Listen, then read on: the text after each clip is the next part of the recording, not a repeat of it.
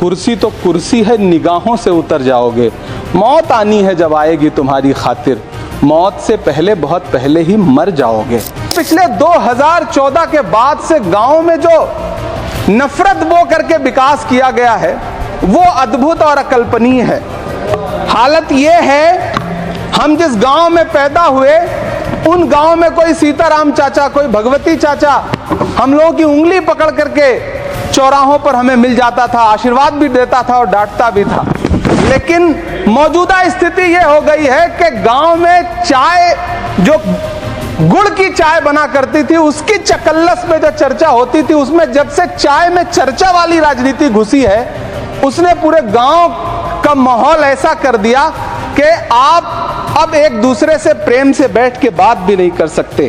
कीमत तो बहुत बढ़ गई शहरों में धान की, लेकिन विदा न हो सकी बेटी किसान की।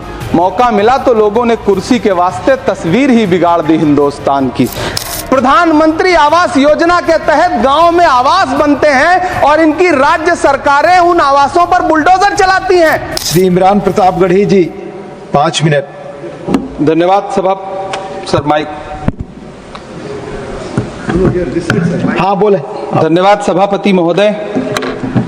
मैं रूरल डेवलपमेंट पर अपनी बात रखने के लिए खड़ा हुआ हूं।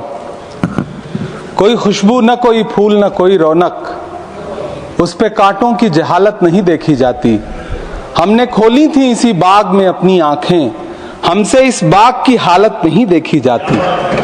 रात बस रात ही होती तो कोई बात नहीं, उसका आकार मगर दूना नजर आता है। जितने चमकीले सितारे थे वो सब डूब चुके, सारा आकाश बड़ा सूना नजर आता है। बुलबुलें खुश थी उम्मीदों के तराने गाए, लेके पतझड़ से बहारों को चमन सौंप दिया। अब तो मासूम गुलाबों की ये घायल खुशबू शीश धुनती है कि खारों को चमन सौंप दिया। तुमने क्या काम किया उनके अभावों के लिए, जिनकी मेहनत से तुम्हें तख्त मिला, ताज मिला। उनके सपनों के जनाजों में तो शामिल होते, जिनके चुप रहने की वजह से तुम्हें राज मिला। उदय प्रताप जी ने बहुत शानदार ये कविता कही है कि कवि की आवाज बगावत पे उतर आई है, दल के दलदल से हमें कोई सरोकार नहीं। तुमने इस देश की तस्वीर बिगाड़ी ऐसे, जैसे इस देश की मिट्टी से तुम्हें प्यार नहीं। वरना अंजाम वही होगा जो पहले भी हुआ। कुर्सी तो कुर्सी है, निगाहों से उतर जाओगे। मौत आनी है जब आएगी तुम्हारी खातिर, मौत से पहले बहुत पहले ही मर जाओगे। सभापति महोदय, गांव की परिकल्पना में प्यार था, अपनापन था, भाईचारा था।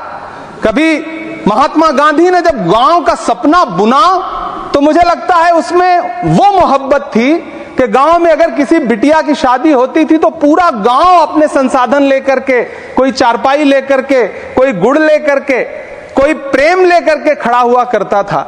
लेकिन पिछले 2014 के बाद से गांव में जो नफरत बो करके विकास किया गया है वो अद्भुत और अकल्पनीय है। हालत ये है, हम जिस गांव में पैदा हुए उन गांव में कोई सीताराम चाचा, कोई भगवती चाचा हम लोगों की उंगली पकड़ करके चौराहों पर हमें मिल जाता था, आशीर्वाद भी देता था और डांटता भी था। लेकिन मौजूदा स्थिति ये हो गई है कि गांव में चाय, जो गुड़ की चाय बना करती थी, उसकी चकल्लस में जो चर्चा होती थी, उसमें जब से चाय में चर्चा वाली राजनीति घुसी है, उसने पूरे गांव का माहौल ऐसा कर दिया कि आप अब एक दूसरे से प्रेम से बैठ के बात भी नहीं कर सकते। मैं, माननीय मंत्री जी यहां पर मौजूद हैं, रूरल डेवलपमेंट के मंत्रालय के बजट पर चर्चा हो रही है। चाहे मनरेगा हो, चाहे किसान हो, सारा इससे जुड़ा वर्ग परेशान है। मजदूरों की स्थिति ऐसी है कि आप मनरेगा को प्रोत्साहित करने के बजाय मनरेगा को समाप्त करने की कोशिशों में लगे हुए। सच बात यह है कि राज्यों पर भार डाल करके आप मनरेगा खत्म कर देना चाहते हैं और उसके लिए आपने नाम लिया है कि आप उसका नाम बदल करके बी ग्राम जी करके उसके पीछे आप इसको छुपा लेंगे।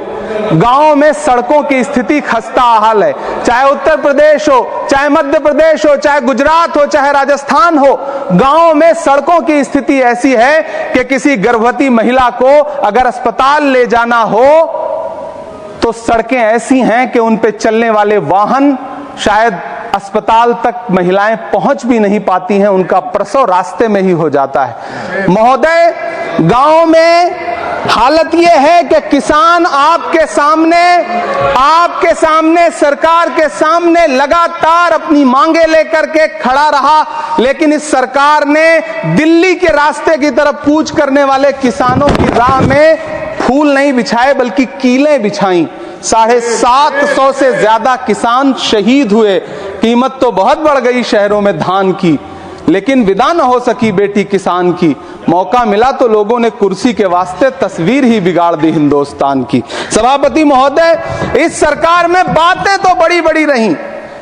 बजट की बात करके यह कहा गया कि गांव का विकास करेंगे, लेकिन प्रधानमंत्री की जो आवास योजना है, प्रधानमंत्री आवास योजना के तहत गांव में आवास बनते हैं और इनकी राज्य सरकारें उन आवासों पर बुलडोजर चलाती हैं। ऐसे कई मामले अलग अलग राज्यों में देश के सामने हैं। आप कहेंगे तो मैं पटल पर रख दूंगा, अभी हाँ पटल पर रख दूंगा, ऑथेंटिकेट कर दूंगा। महोदय, जब पीएम आवास योजना के तहत बनने वाले घरों पर बुलडोजर चलेंगे तो आप गांव के कौन सी विकास की परिकल्पना कर रहे हैं? गांव को तो आपने भगवान भरोसे छोड़ दिया है। गांव में रहने वाला किसान अपनी मेहनत से अगर अन्न उपजा रहा है तो आप उसकी एमएसपी भी नहीं दे पा रहे हैं, आप उसको सहायता नहीं दे पा रहे हैं, बल्कि धन्ना सेठों की सरकार बना के रख दिया है आपने। महोदय, मैं जानता हूं मेरा समय समाप्त होने वाला है, लेकिन एक मिनट मुझे कंक्लूड करने दें, मुझे कंक्लूड करने। सर, हमारी आंखों में तो ऐसे गांव के सपने थे कि जहां रहने वाले ग्रामीण अंचल के लोग शहरों की तरफ पलायन ना करें, ऐसा सपना हम देखा करते थे। लेकिन गांव में डेवलपमेंट के नाम पे इस सरकार ने मूलभूत सुविधाओं से भी गांव को वंचित रखा हुआ है, जिसकी वजह से गांव पलायन करके शहर की तरफ भाग रहे हैं और गांव के गांव खाली होते जा रहे हैं। कुर्सी तो कुर्सी है, निगाहों से उतर जाओगे। मौत आनी है जब आएगी तुम्हारी खातिर, मौत से पहले बहुत पहले ही मर जाओगे। पिछले 2014 के बाद से गांव में जो नफरत बो करके विकास किया गया है वो अद्भुत और अकल्पनीय है। हालत ये है, हम जिस गांव में पैदा हुए उन गांव में कोई सीताराम चाचा, कोई भगवती चाचा हम लोगों की उंगली पकड़ करके चौराहों पर हमें मिल जाता था, आशीर्वाद भी देता था और डांटता भी था। लेकिन मौजूदा स्थिति यह हो गई है कि गांव में चाय, जो गुड़ की चाय बना करती थी, उसकी चकल्लस में जो चर्चा होती थी, उसमें जब से चाय में चर्चा वाली राजनीति घुसी है, उसने पूरे गांव का माहौल ऐसा कर दिया कि आप अब एक दूसरे से प्रेम से बैठ के बात भी नहीं कर सकते।